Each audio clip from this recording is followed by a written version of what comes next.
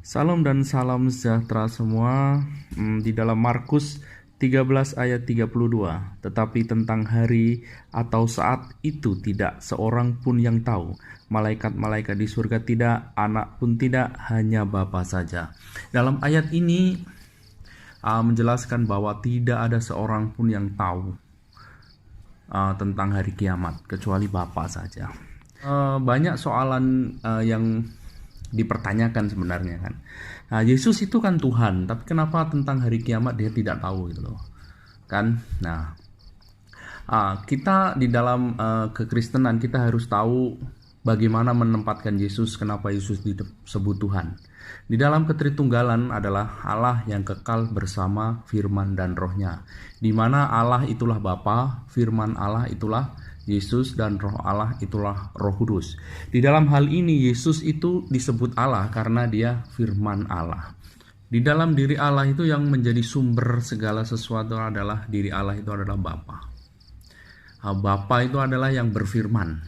Yesus itu adalah firman itu sendiri. Makanya firman itu tidak tahu apa yang akan dilakukannya. Di dalam Yohanes 5 ayat 30 misalkan, aku tidak dapat berbuat apa-apa dari diriku sendiri. Aku menghakimi sesuai dengan apa yang aku dengar, dan penghakimanku adil, sebab aku tidak menuruti kehendakku sendiri, melainkan kehendak Dia yang mengutus aku. Jadi di dalam pahaman Kristen, tugas firman Allah itu apa? Tugas firman Allah adalah melaksanakan yang berfirman. Yang berfirman itu berfirman apa, dia dilaksanakan. Di dalam diri saya mau melakukan segala sesuatu apapun termasuk berkata-kata, itu saya harus menggunakan firman saya. Saya mau misalkan bekerja atau menggerakkan tubuh saya pun saya harus melakukannya melalui firman saya. Itulah demikian juga Tuhan. Tuhan di dalam dirinya itu Bapa sebagai dirinya Allah. Melakukan segala sesuatu itu dengan melalui Yesus. Makanya di dalam Yohanes pasal 1 ayat 3, segala sesuatu dijadikan oleh Dia, dan tanpa Dia tidak ada sesuatu pun yang telah jadi dari segala yang dijadikan. Jadi pelaksananya semua yang Tuhan mau, Allah mau, yaitu Bapa mau, itu adalah Yesus.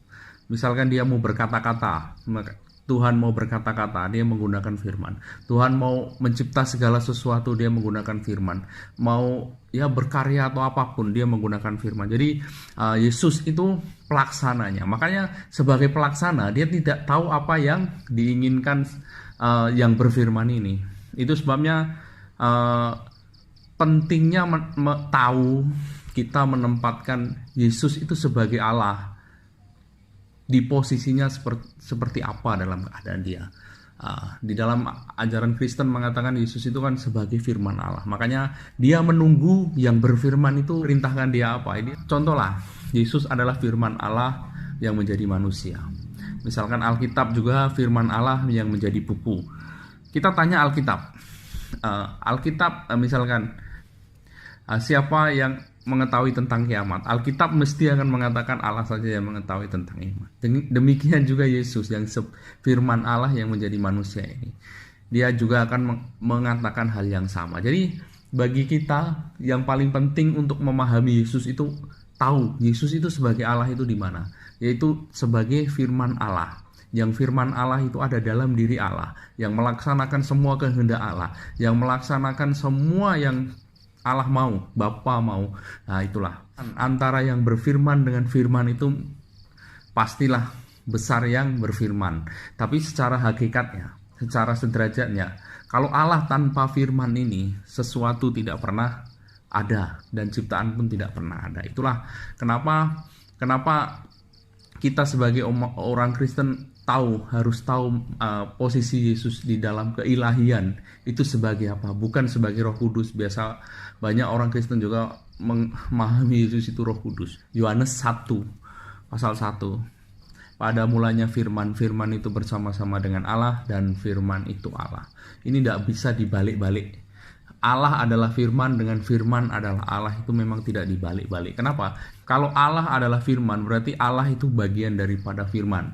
Kalau firman adalah Allah, berarti firman itu bagian daripada Allah. Inilah yang diajarkan. Bukan Allah adalah firman, tapi firman adalah Allah. Berarti Yesus itulah Allah. Nah, itulah demikian. Terima kasih, Tuhan memberkati.